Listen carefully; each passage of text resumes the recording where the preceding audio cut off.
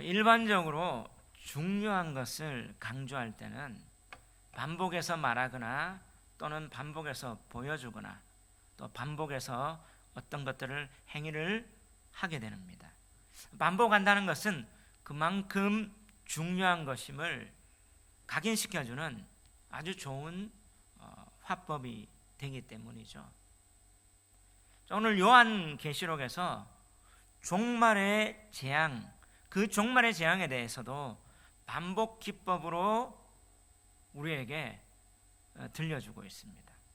왜냐하면 이것은 그만큼 중요하기 때문이고 또한 이것을 통해서 종말에 대한 하나님의 계획과 뜻을 각인시켜 줄 수 있기 때문인데요.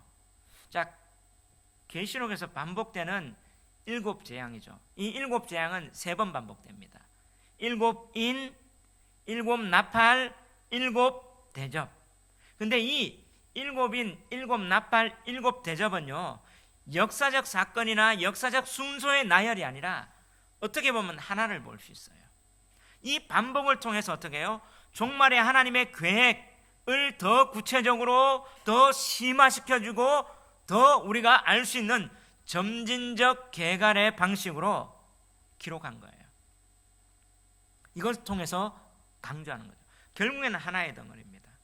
이것을 우리가 인, 나팔, 그리고 대접을 통해서 나중에 또 도표로 비교도 한번 해볼 텐데요.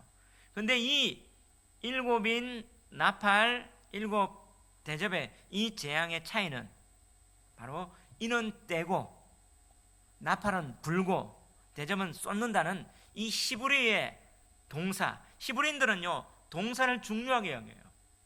이걸 통해서 이 재앙의 특이점, 특별히 이 재앙에 대한 계시의 한계를 설정해줘요.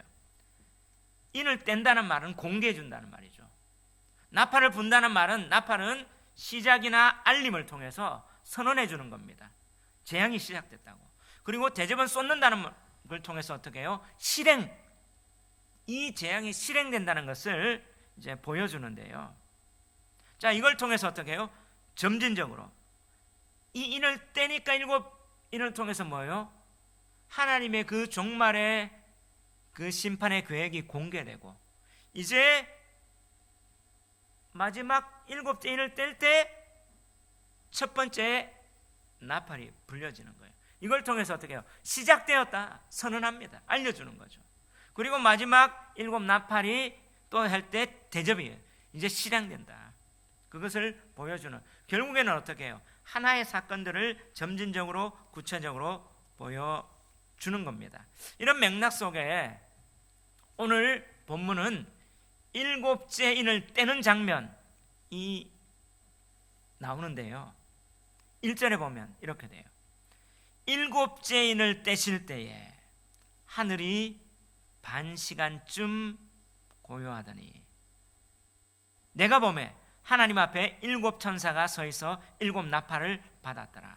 자, 7인을 딱 떼면서 7나팔이 이제 불려지기 준비가 되는데 어떤 상황이 있습니까? 특이한 상황이 하늘이 반 시간쯤 고요한 거예요. 자, 하늘이 반 시간쯤 고요하다가 7천사가 7나팔을 딱 받았는데 그때 또 다른 장면이 딱 보여져요. 3절부터 4절까지인데요. 또 다른 천사가, 천사의 두 그룹이죠. 한 천사는 7천사가 나팔 불고 딱 준비하고 있는 거예요. 그게 6절에 보면 7나팔을 가진 7천사가 나팔 불기를 준비하는, 그 대기하는데 또 장면이 3절에 또 다른 천사가 와서 제단 곁에 서서 금향로를 가지고 많은 향을 받았으니 이는 성도의 기도와 합하여 보좌 앞 금제단에 드리고자 함이라. 지금 또 보니까 다른 천사가 뭘 가지고 있어요? 금향로를 가지고 있어요. 근데 이 금향로에는 뭐가 있어요? 많은 향이 받아져 있는 거예요. 근데 이 향이 뭐라고요? 성도의 기도죠. 그래서 4절에 보니까 향연이 성도의 기도와 함께 천사의 손으로부터 하나님 앞으로 올라가는지라. 다시 말하면 이제 금향로를 든 천사가 많은 향, 성도의 기도를 통해서 이것을 뭐예요? 하나님 보좌 앞에, 금제단 앞에 하나님 앞에 이 기도를 올려드리는 이 장면이 나오는 거죠. 그리고 이제 5절에 보니까 천사가 향로를 가지고 제단에 불을 담아다가 땅에 쏟는 거죠. 그때 우레와 음성과 번개와 지진이 나는 이 장면이 나오는 거예요.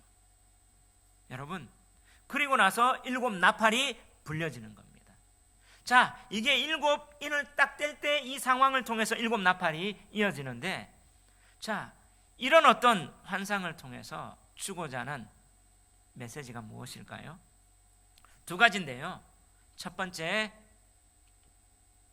하나님은 성도들의 기도를 들으시고 응답하시는 분이심을 보여주는 겁니다. 따라합시다. 하나님은 성도들의 기도를 들으시고 응답하시는 분이십니다. 아멘. 하나님은 성도들의 기도를 들으시는 분이에요. 하나님은 기도를 안 듣는 분이 아니라 기도를 들으세요. 모든 성도들의 많은 기도를 다 들으시는 분이에요. 그리고 그 기도에 뭐예요? 응답하세요. 그런데 응답은 때가 있는 거죠. 왜냐하면 자, 오늘 1절에 보니까 다 같이 한번 읽어봅시다. 시작. 7인을 떼실 때에 하늘이 반 시간쯤 고요하더니. 자, 7인을 떼는데 하늘이 어떻게 됐다고요? 반 시간쯤 고요했어요. 하늘이 고요했어요. 침묵의 시간이 있었죠. 왜 그랬을까요? 그 이유가 3절 4절이 말해줘요. 지금 성도의 기도를 담은 금향로를 가진 천사, 이 금향로에는 많은 향이 담겨 있잖아요. 이것을 어떻게 해요? 하나님 보좌 금제단에 올려드리는데, 이것은 뭐예요? 이 기도가 하나님 앞에 나가는 거죠. 이것 하기 위해서 반 시간쯤 고요하는 거예요. 자, 이거 왜 그러냐? 사도 요한은요, 유대인입니다. 사도 요한이 이렇게 반모성 가기 전에도, 예루살렘 성전이 붕괴되기 전에 베드로와 요한이 어떻게 해요? 오순절 성령이 임하기 전에도 성전에 기도하러 갔단 말이에요. 그들은 성전에서 제사를 경험했습니다. 근데 성전에서 제사장이 제사 드릴 때 이제 제단에서 그 불을 가지고 성소 안에서 향을 피우는데요, 그 성소 안의 향은 꼭 어떻게 해야 되느냐 하면 제단의 불을 가지고 피워야 돼요.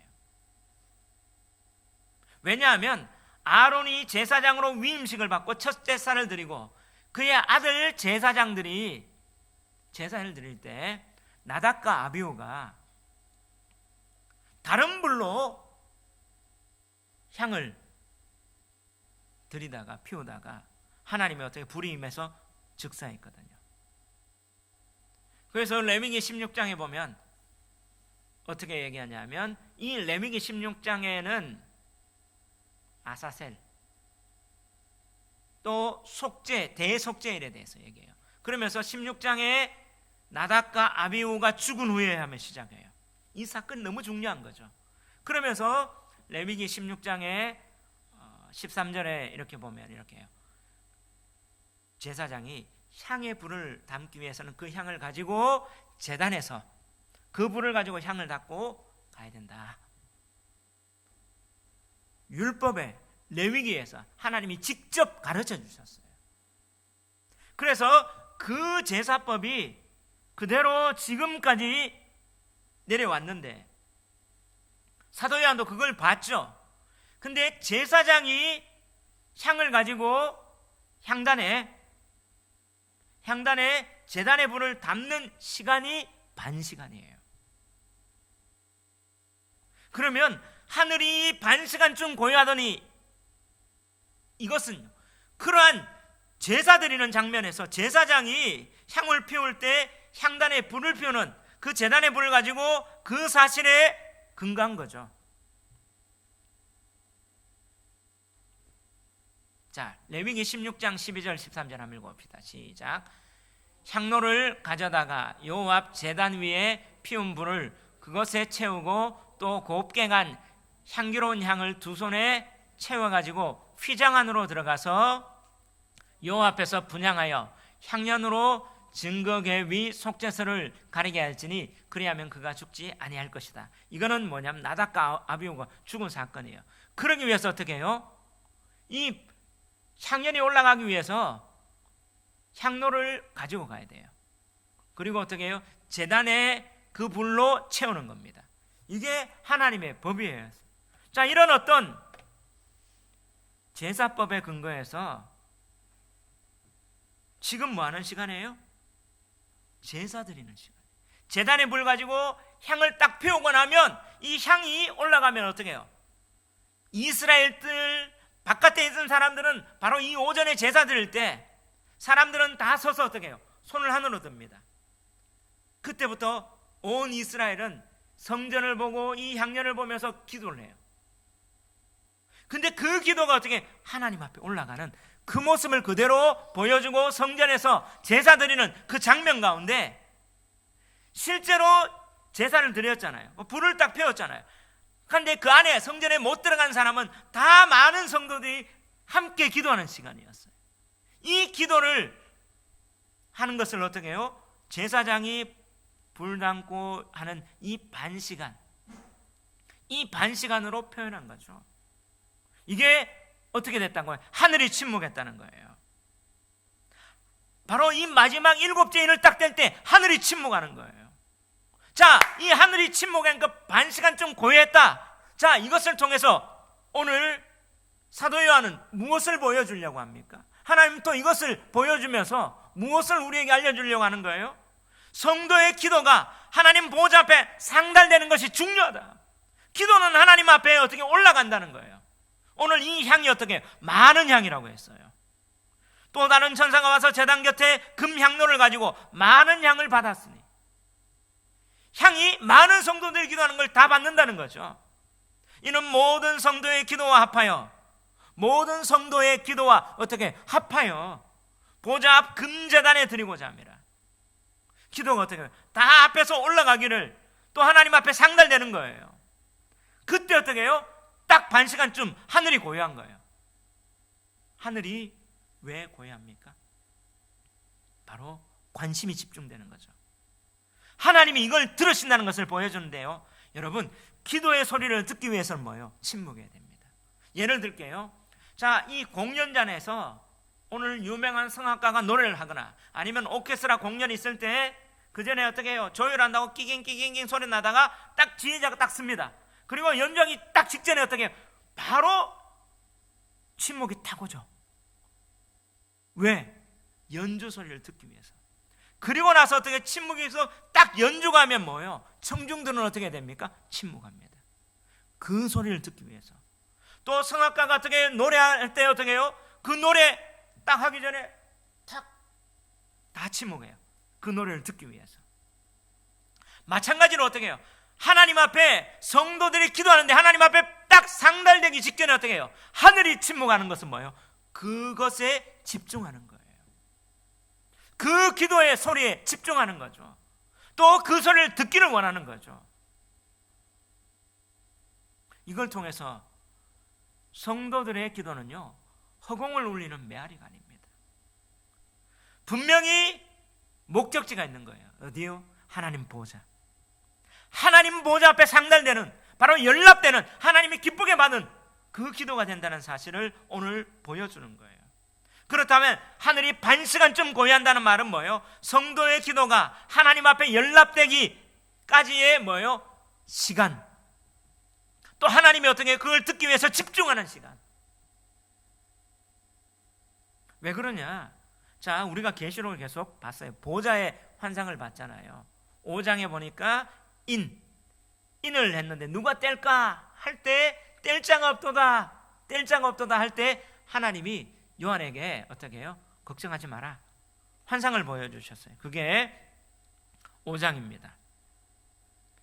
바로 울지 마라. 유다지파의 사자 다윗의 뿌리가 이겼으니 그 두루마리와 그 인을 떼시리라 하면서 그가 봤던 게 어떤 겁니까? 5장 8절 다 같이 한번 읽어봅시다.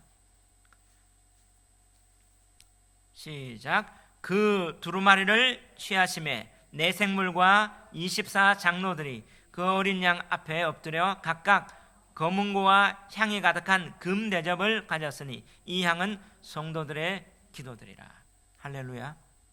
자, 이 성도들의 기도, 이 향이 어떻게 해요? 보좌 앞에 있어요. 하나님 앞에 계속 이렇게 우리 기도가 이렇게 올라가 있단 말이에요. 근데 6장에 보니까 인을 뗐죠. 5째 인 뗄 때 6장 9절 10절 한번 읽어봅시다. 시작. 5째 인을 떼실 때에 내가 보니 하나님의 말씀과 그들이 가진 증거로 말미암아 죽임을 당한 영혼들이 제단 아래에 있어 큰 소리로 불러 이르되 거룩하고 참되신 대주제여 땅에 거하는 자들을 심판하여 우리 피를 갚아주지 아니하시기를 어느 때까지 하시라나이까. 자, 이들이 기도하죠. 하나님, 우리 피 갚아주십시오. 하나님 심판해 주십시오. 이 말은 뭐예요? 하나님 공의가 이 땅 가운데 임해야 되지 않습니까? 하나님 마지막 때는 하나님 공의가 임하고 하나님 나라가 임하는 거기 때문에 하나님 이렇게 돌아주십시오, 들어주십시오 하며 성도들의 죽임당한 그 영혼들의 호소와 기도죠. 이 기도가 어떻게 해요? 성도의 향연으로 올라가 있는 거예요. 많은 기도가 어떻게 해요? 잠시 어떻게 해요? 하나님 어떻게 해요? 쉬어라. 근데 이 잠시 동안 쉬는 타이밍 하늘이 반 시간쯤 고요하더라. 왜요? 이 침묵의 시간, 이게 하나님 앞에 연락되기까지의 시간이라는 것을 오늘 이 상징적으로 보여주는 거죠.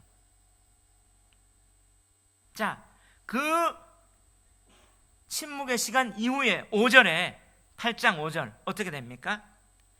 시작. 천사가 향로를 가지고 제단의 불을 담아다가 땅에 솟음에 우레와 음성과 번개와 지진이 나더라. 이제 어떻게 해요?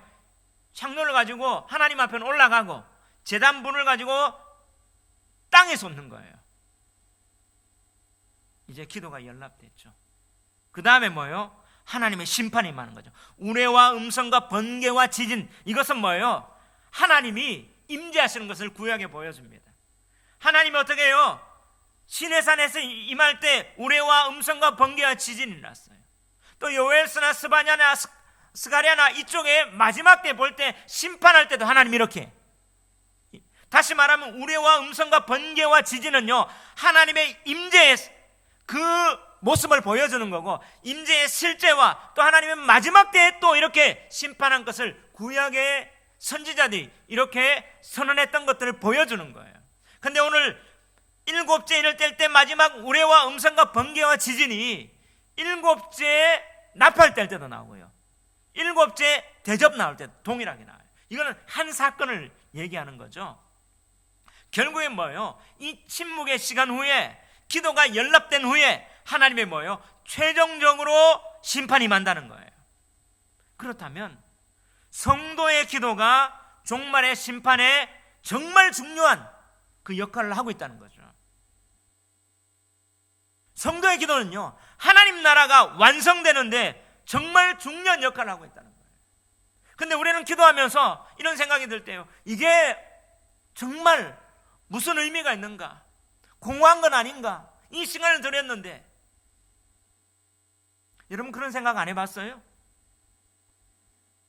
저는요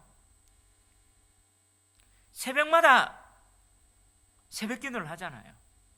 그 요즘 이런 생각이 들더라고요. 옛날에는 하나님 기도하면 뭔가가 하나님하고 음성 듣는 것처럼 막 가까워졌는데 요즘 좀 뭔가가 하나님의 음성이 없어요. 내 마음에 감동이 없더라고요. 근데 늘 있으면 좋은데 어떤 때는 뜨거움이 있다가 눈물이 있다가 감동이 있는데 요즘은 없어요. 근데 요즘 제가 기도를 더 많이 하거든요. 새벽에 빠지지도 않아요. 두통도 하나님 치유해 주셨나 봐요.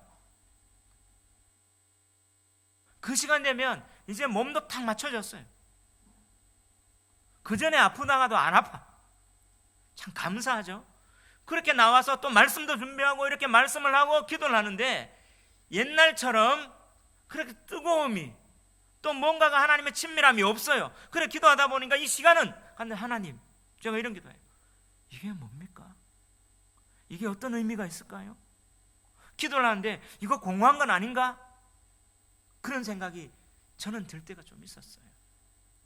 근데 하나님이 이 기도를, 많은 양의 기도를 다 받으시는 거죠. 공허하지가 않는 거예요. 왜냐하면 이게 쌓이는 거죠. 자, 천사가 어떻게 기다려요? 많은 양을 받는 거예요. 모든 성도의 기도와 합하는 거예요. 기도가 쌓이기를 원하는 거예요. 쌓여서 하나님께서 그냥 이 땅 가운데 심판할 수도 있지만, 이 땅 가운데 일어날 수 있지만, 하나님은 뭐예요? 성도들의 기도를 들으시고 세상 나라를 심판하시고 하나님의 그 나라를 완성하기를 원하시는 겁니다. 하나님의 백성의 그 기도를, 하나님 기도의 분량이 차기까지 하나님 들으시는 거예요. 그러므로 우리에게 감동이 없더라도 우리가 가는 그 기도는 흥혼에 날아가는 메아리가 아니고요, 하나님께서 응답하기 위한 반시간이 걸리고요, 분명히 우리의 기도는 응답받습니다. 많은 양을, 하나님이 모든 기도를 받고자 하는 거예요. 바로 기도의 분량이 쌓이는 것이 필요한 그 시간이라는 사실을 오늘 계시록이 보여주는 거예요. 할렐루야. 제가 이런 고민을 금요일 날 얘기를 했어요. 금요 기도회 때 새벽마다 이렇게 쭉 말씀을 보고 하는데, 이런 뜨거움이나 그런 열정이나 또 하나님 만나주는 거나 아니면 뭔가를 하나씩 한 번씩 이렇게 체험해서 보여주시기도 했거든요. 예전에는 이사야가 봤던 것처럼 제가 밤기도 딱 하고 성전을 물렀는데 하나님이 이 영광이 꽉 차서 너 왔니 하면 날 안았어요. 이런 게 2번이나 똑같이 일어났단 말이에요. 몇 년이 지나도. 하나님 왜 그런 현상들을 안 보여주십니까? 지금은 기도해도 그냥 담담한 거예요. 이게 제가 이런 부분에 혼자 고민하다가 이번 금요일 날 제가 설교 가운데 제 상황을 그냥 나누며 기도를 했죠. 근데 계시록을 제가 몇 번이나 연구했는데 설교 준비하면서 이걸 묵상하는 가운데, 그렇구나, 하늘이 반시간쯤 고요하는데 하나님이 이 예배를 받으시며 하나님이 내 기도를 들으시는 그 고요한 침묵의 시간이구나. 응답하기까지는 이 시간이 필요하구나.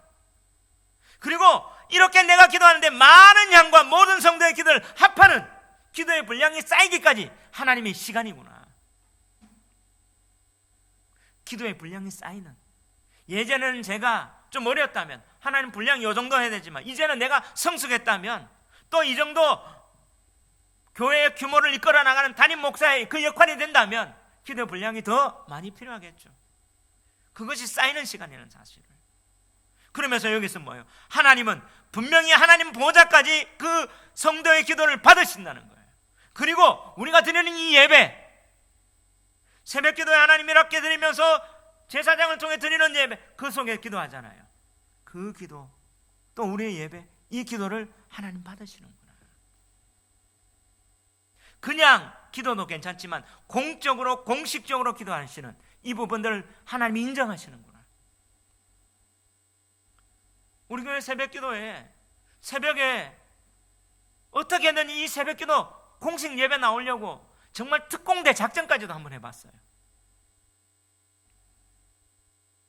정말 빠지지 않도록 하면서 어떻게 해요? 차량 운행이 안 돼서, 왜냐하면 사고가 나서 병원에 갔는데 근데 이 차량 운행하다 보니까 어떻게 해요? 시간이 뭐가 안 맞아가 하다가 전화하면서 다시 깜빡한 거예요. 특공 작전까지 하면서 또 어떻게 해요? 그 시간을 넘어갔기 때문에 뭐예요? 라이브 톡까지 하면서 운행하면서 5분 남았습니다. 원래 6시니까 그래서 우리는 55분부터 시작을 했단 말이에요. 그 55분에 운행하면서 3분 남았습니다. 딱 시간은 됐었어요.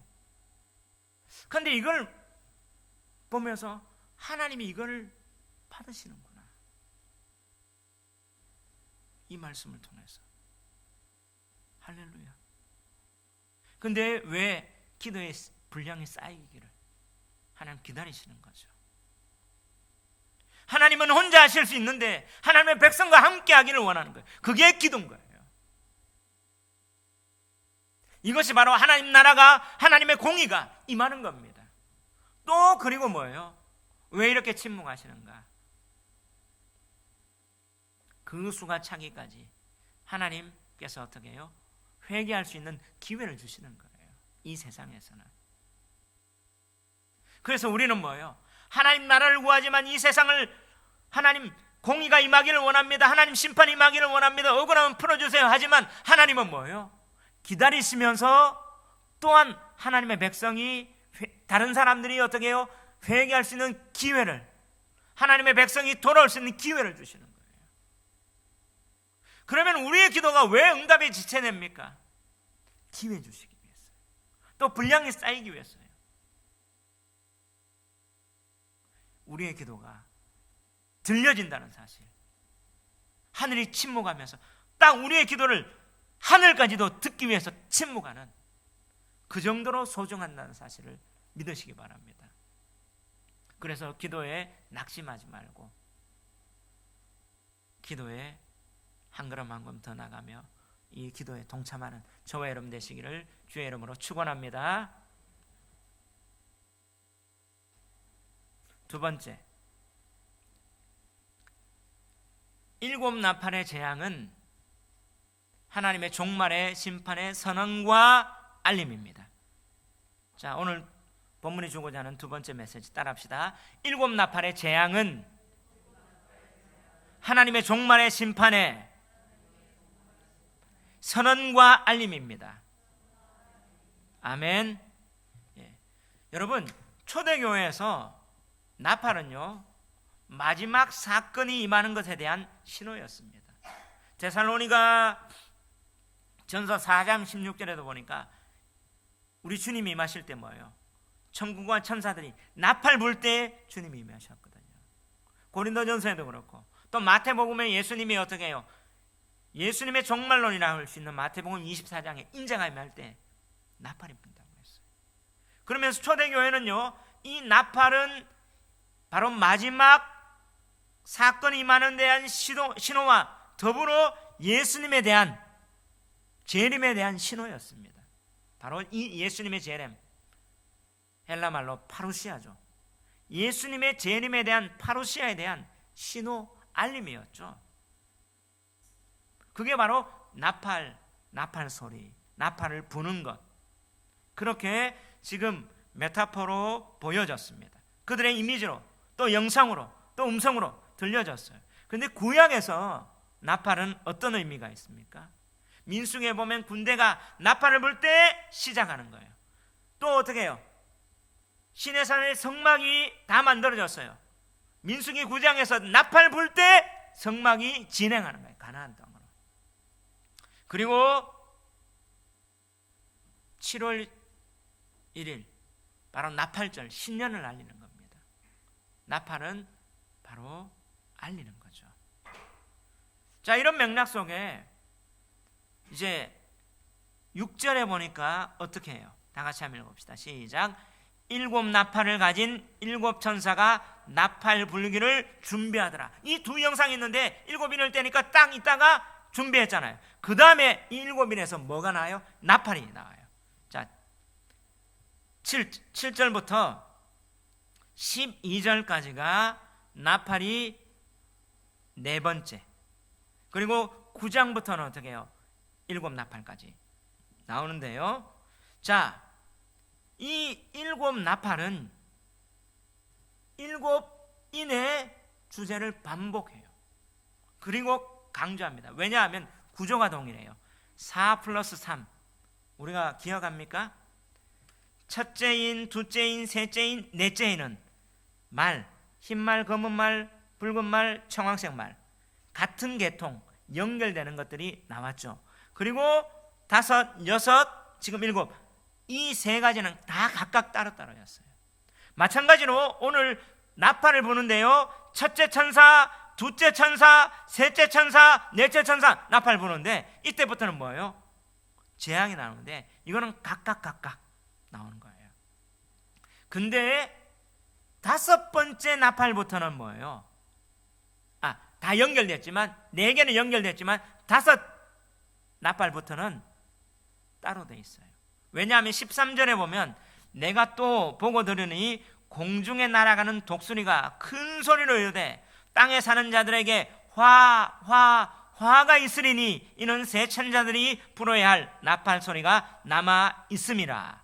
자, 4개를 부르고 3개, 그러니까 5부터 나팔 불면 화가 임하는 거예요. 독수리는 어떤 거예요? 예수님이 마지막 때의 징조를 얘기해요. 죽음 있는 곳에 독수리가 모인다. 바로 하나님의 그 죽음의 재앙을 얘기하는데 화. 하나 둘 셋 넷 나팔, 그 다음 하나 둘 셋 각각. 이것들은 뭐예요? 땅에 사는 인간들에 대한 심판입니다.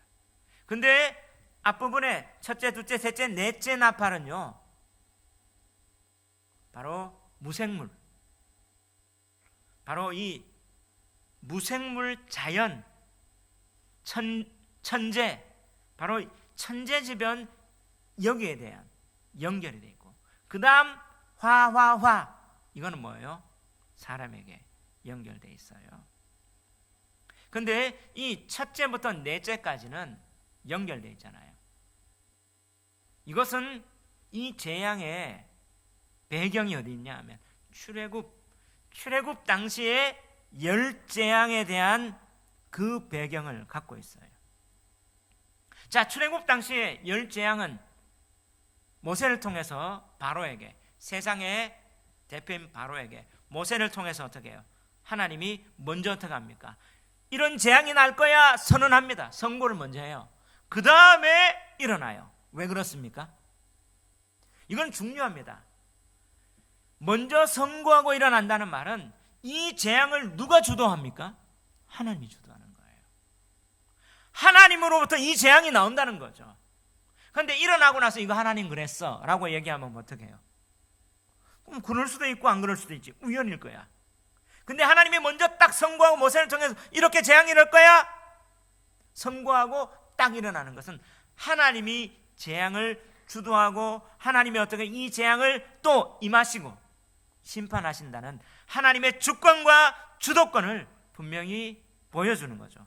마찬가지로 이 재앙이 애굽에 대해서는 뭐예요? 심판이었잖아요. 근데 이 10가지 재앙 가운데 하나님의 백성 이스라엘은 뭐예요? 보호했습니다. 바로 이 나팔 재앙은 그러면 세상에 대한 심판인데 하나님의 백성 교회에 대해서는 뭡니까? 보호한다는 증거가 되는 거예요. 자, 이를 먼저 떼잖아요. 선언을 해서 알려준다는 건 뭡니까? 하나님이 이것을 주도한다는 거예요. 자, 첫째 나팔 재앙 7절 한번 읽어봅시다. 시작. 첫째 천사가 나팔을 보니 피 섞인 우박과 불이 나와서 땅에 쏟아지매 땅의 3분의 1이 타버리고 수목의 3분의 1도 타버리고 각종 푸른 풀도 타버렸더라. 자, 첫 번째 나팔 재앙이 뭐예요? 피 섞인 우박과 불. 어디요? 땅에 쏟아져요. 이거는요, 이 애굽의 10가지 재앙 중에 7재앙, 바로 우박과 피 재앙을 그대로 보여주고 있는 거죠. 그때 어떻게 해요? 우박이 나고 하늘에서 이렇게 떨어졌을 때, 그때 일어났던 그 재앙이 하나님이 했던 것들을 이 땅 가운데도 보여주는데, 땅의 3분의 1 타버렸어요. 3분의 1만 해를 입었죠. 3분의 1은 뭐예요? 남아 있습니다. 왜 그래요? 그러면 이 재앙이 전체를 다 덮는 게 아니라 일부분이잖아요. 왜 3분의 1만 이렇게 해주느냐? 사람들에게 경고하는 거죠. 그래서 하나님이 회개의 기회를 주시기 위함이에요. 자, 여러분, 출애굽 당시에 출애굽기 11장 12장 6월절도 보면요, 출애굽 당시에 이스라엘 백성만 출애굽했습니까? 이방인도 출애굽했어요, 안 했어요? 출애굽 당시에 이스라엘 사람만 출애굽했다. 손 들어보세요. 자, 이스라엘뿐만 아니라 이방인들, 애굽 사람도 출애굽했다. 손 들어보세요. 2번이에요. 성경 찾아보시면 모세오경 할 때 다 찾아드릴게요. 그 가운데도 어떻게 해요? 믿는 사람이 있어서 개종하는 거예요. 그래서 뭐예요? 이들이 나갈 때 할례를 딱 합니다. 언제? 가나안 들어가서 요단강 건너기 전에. 하나님께서 바로 이 재앙을 낼 때 3분의 1만 해를 입게 하신 건 뭐냐? 그들에게도 돌이킬 수 있는, 경고를 통해서 돌이킬 수 있는 기회를 주시기 위한 하나님의 은총이라는 사실을, 여러분 이 재앙 가운데 하나님이 남겨두시는 건 은총이라는 사실을 믿으시기 바랍니다. 오늘날 여러 가지 재앙 가운데 있었지만 어떻게 해요? 다시 한번 이걸 통해서, 경고를 통해서 돌아오라. 어떤 사람이 교회를 다니더라고요. 우연히 만났는데 뭐 얘기하다 보니 뭐 원당교회를 다닌대요. 어떻게 예수님을 믿었어요? 나는 모태신앙인 줄 알았더니 자기가 안 좋은 일 하나 탁 당했는데 그걸 보고 하나님을 찾아야 되겠다 싶어서 그래서 교회를 갔대요.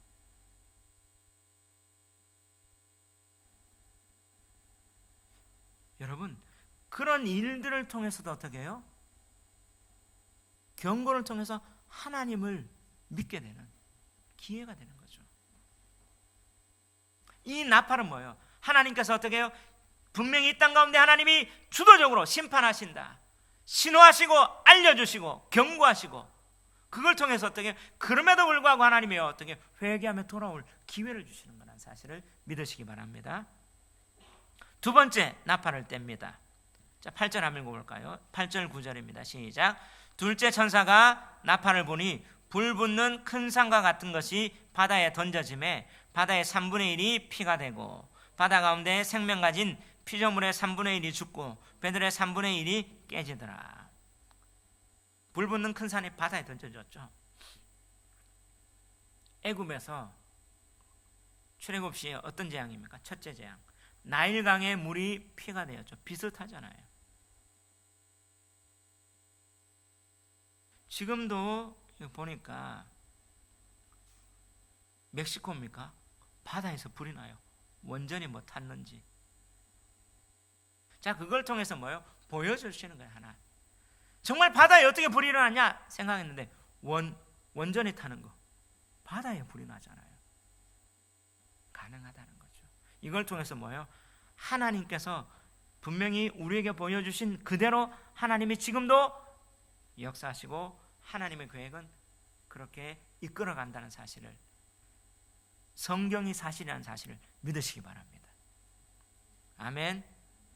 자, 세 번째 나팔 10절 11절 한번 읽어봅시다. 시작. 셋째 천사가 나팔을 보니 횃불 같은 같이 타는 큰 별이 하늘에서 떨어져 강들의 3분의 1과 여러 물샘에 떨어지니 이 별 이름은 쓴쑥이라. 물의 3분의 1이 쓴쑥이 되매 그 물이 쓴물이 되므로 많은 사람이 죽더라. 횃불같이 타는 큰 별이 하늘에서 떨어졌어요. 이름이 뭐라고요?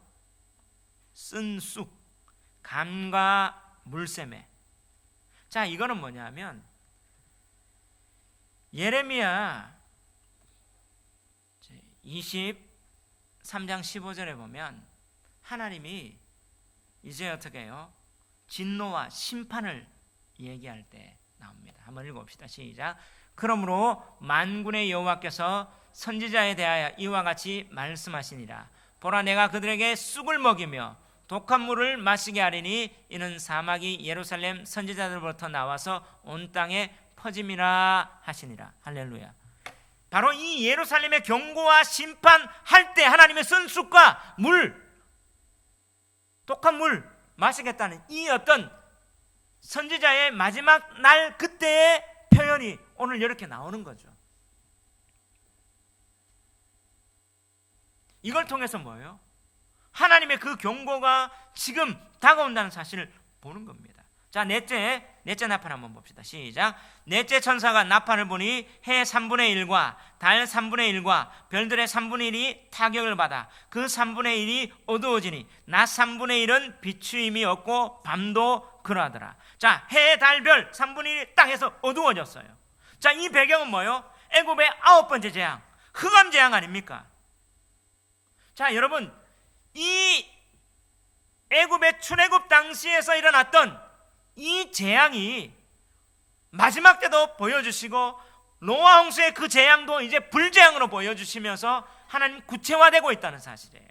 자, 구약의 선지자들은요, 천체가 빛을 상실하여 세상이 어두워지는 것은 하나님의 종말의 심판의 전조라고 생각했어요. 근데 3분의 1만, 자, 이걸 강조하고 있죠. 이것은 뭐예요? 아까 얘기했듯이 하나님께서 그럼에도 불구하고 자비를 베풀어 주시고, 이것은 경고해서 사람들이 회개할 기회를 주시는 하나님의 은총이라는 사실입니다. 아멘. 자, 이 나팔보다 마지막 대접에서 더 우리가 해석을 할 텐데, 자, 이 7 나팔과 7 대접은요 거의 병행이 있어요. 그걸 도표를 한번 볼게요.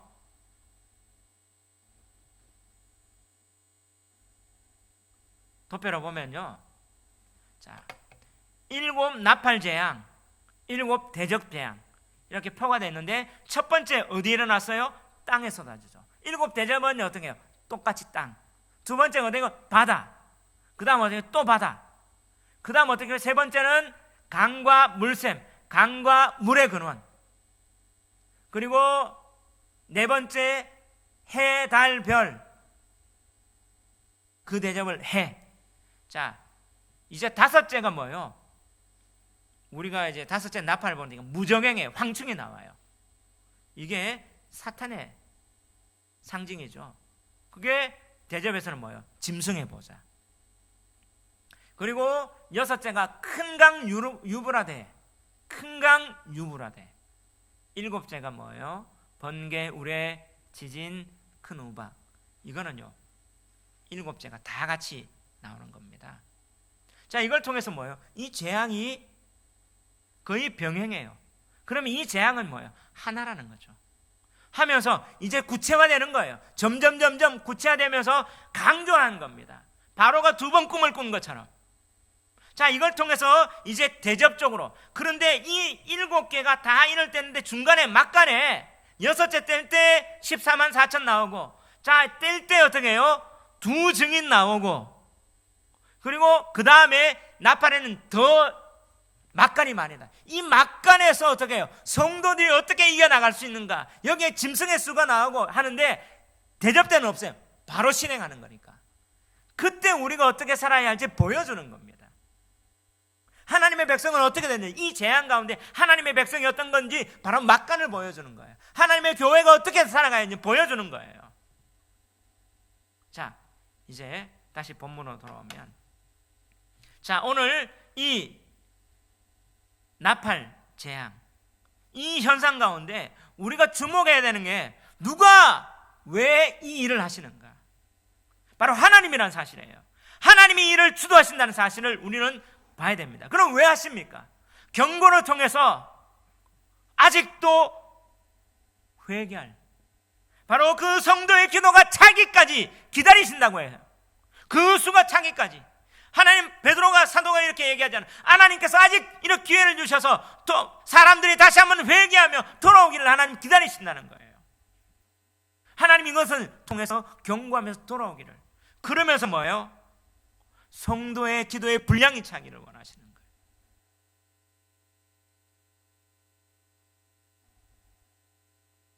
이것을 통해서, 자, 우리는 계시록 너무너무 은혜가 되지 않습니까?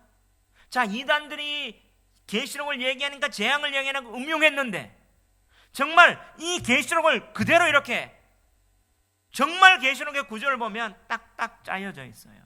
체계적으로 알기 쉽게.